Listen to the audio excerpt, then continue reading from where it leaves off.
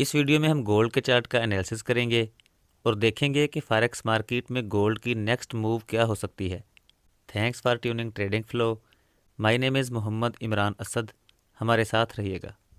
Higher time frame میں gold کی market 1953 کے لیول پر اپ سائڈ کو چینج آف کریکٹر کرنے کے بعد فیبونیچی کے 0.38% تک ڈراپ ہوئی اینڈ اگین اپ جانا شروع کر دیا، اور لاسٹ ویک مارکیٹ 2002.5 کے لیول پر کلوز ہوئی۔ ویکلی ٹائم فریم کے مطابق گراف پر previous week bullish candle print ہوئی ہے، اور اس کینڈل کی ڈاؤن ورڈ ویک مارکیٹ کی پریویس موو کو ویلیڈیٹ تو کرتی ہے، لیکن والیوم سپریڈ انالیسس میں ڈائیورجنس بھی دیکھی جا سکتی ہے۔ گراف پر پرنٹ لاسٹ بولش کینڈل کا مومنٹم پریویس کینڈل کی بنسبت کافی کم ہے، لیکن والیوم تقریباً برابر ہے، جس کا مطلب یہ ہے کہ بائرز کی جانب سے مارکیٹ کو اپ لے کر جانے کی کوشش تو زیادہ رہی، لیکن رزلٹ یعنی گولڈ کا ریٹ بائرز کی کوشش کے حساب سے نہیں بڑھا۔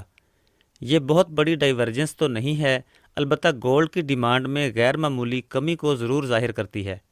ڈیلی ٹائم فریم کے مطابق 21 نومبر کو گولڈ کی مارکیٹ نے گراف پر الٹرا ہائی والیوم اور مومنٹم کے ساتھ بولش کینڈل پرنٹ کی،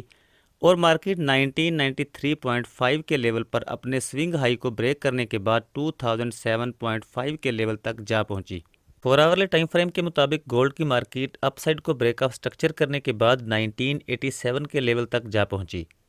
مارکیٹ کی ڈاؤن موو کے دوران گراف پر الٹرا ہائی والیوم کے ساتھ high momentum bearish candle print ہوئی ہے، جو کہ مارکیٹ کی ڈاؤن موو کو ویلیڈیٹ تو کرتی ہے، لیکن اس کے بعد مارکیٹ کچھ گھنٹے سائیڈ ویز رہی، اور مارکیٹ نے اگین اپ سائڈ کو بریک آف سٹرکچر کر دیا۔ مارکیٹ نے اپ سائڈ کو لاسٹ بریک آف سٹرکچر 1998.5 کے لیول پر کیا ہے، اور 1995 سے 1989 کا ایریا گولڈ کے بائی آرڈر کے لیے فرسٹ پوائنٹ آف انٹرسٹ، جبکہ 1979.5 سے 1965 کا area extreme point of interest ہے۔ ہائر ٹائم فریم کے مطابق گولڈ کی مارکیٹ بولش ہے، اس لیے گولڈ کے بائی آرڈر کو پریفر کیا جائے، لیکن چونکہ 1 آورلی ٹائم فریم کے مطابق گولڈ کی مارکیٹ ڈاؤن سائڈ کو چینج آف کریکٹر کر چکی ہے، اور 2000 سے 2007-8 کا ایریا گولڈ کا 1 آورلی سپلائی زون ہے، اس لیے پاسیبلٹی یہ بھی ہے کہ مارکیٹ آل دا وے ڈراپ ہو اور تمام سوئنگ لو کو بریک کرنے اور لیکویڈیٹی لینے کے بعد ہی مزید اپ موو جاری رکھے۔ 15 منٹ ٹائم فریم کے مطابق مارکیٹ اپ سائڈ کو چینج آف کریکٹر کرنے کے بعد بولش میں کنورٹ ہو چکی ہے۔ مارکیٹ نے 1998.6 کے لیول پر اپ سائڈ کو چینج آف کریکٹر کیا ہے، اور 50% پل بیک کے بعد مارکیٹ نے اگین اپ جانا شروع کر دیا۔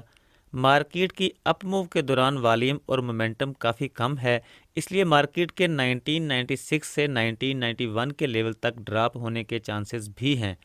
اور اگر مارکیٹ سپلائی زون سے ریجیکٹ نہیں ہوتی اور 2008 کے لیول سے اوپر باڈی کلوزنگ دیتی ہے، تب ہم ریسنٹ ڈیمانڈ زون میں گولڈ کو بائی کریں گے اور 2030 کے لیول کو as A T P target کریں گے۔ جیسا کہ ہم پریویس ویڈیو میں بھی عرض کر چکے ہیں کہ ہائر ٹائم فریم کے مطابق اپ موو کی صورت میں 2030 سے 2067 کا زون مارکیٹ کا دوسرا ٹارگٹ ہو سکتا ہے، لیکن مارکیٹ کی اپ موو کے دوران گراف پر فیئر ویلیو گیپ بھی واضح طور پر دیکھا جا سکتا ہے، اس لیے مارکیٹ فیئر ویلیو گیپ کو فل کرنے واپس بھی آ سکتی ہے، اور ڈیپر پل بیک کی صورت میں گولڈ کے بائی آرڈر کے لیے پوائنٹ آف انٹرسٹ ہم آلریڈی ڈسکس کر چکے ہیں۔ ویڈیو کا لنک ڈسکرپشن میں موجود ہے، آپ چاہیں تو کلک کر کے دیکھ سکتے ہیں۔ چونکہ ہم اپنی ویڈیوز میں مارکیٹ کے گراف کو سمارٹ منی کنسیپٹ کے حساب سے مارک کرتے ہیں، اس لیے عرض کرتے چلیں کہ سمارٹ منی کنسیپٹ میں آرڈر پوسٹ کرنے کا سمپل طریقہ یہ ہے کہ فرض کریں 4 آورلی ٹائم فریم میں مارکیٹ نے اپ سائڈ کو بریک آف سٹرکچر کیا ہے، تب ہم 4 آورلی ٹائم فریم کے مطابق گراف پر ڈیمانڈ زون مارک کریں گے اور مارکیٹ کے پل بیک کا ویٹ کریں گے۔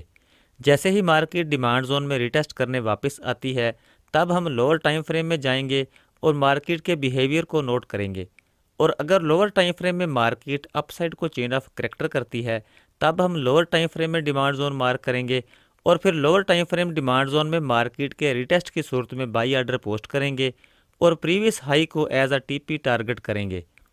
اور ڈیمانڈ زون میں اگر گراف پر بولش انگلفنگ کینڈل یا پھر ڈاؤن تھرسٹ کینڈل وغیرہ بھی دیکھنے کو ملے تو یہ بائی آرڈر کے لیے دوسری کنفرمیشن ہوگی، لیکن مارکیٹ کبھی بھی پرفیکٹ نہیں ہوتی، اس لیے بہتر یہی ہے کہ ڈیفرنٹ ٹائم فریمز میں گراف سٹرکچر کے مطابق سپلائی اور ڈیمانڈ زون کو فائنڈ کیا جائے، اور پھر ان لیولز پر کینڈلز کی فارمیشن اور مارکیٹ کے بیہیویئر کے مطابق ہی آرڈر پوسٹ کریں۔ ہم نے اپنے ناقص علم کی بنیاد پر مارکیٹ کے ڈیفرنٹ سینیریو اور مختلف ٹائم فریمز میں سمارٹ منی کنسیپٹ کے اصولوں کے تحت مارکیٹ کے سپلائی اور ڈیمانڈ زون آپ کے ساتھ شیئر کیے ہیں۔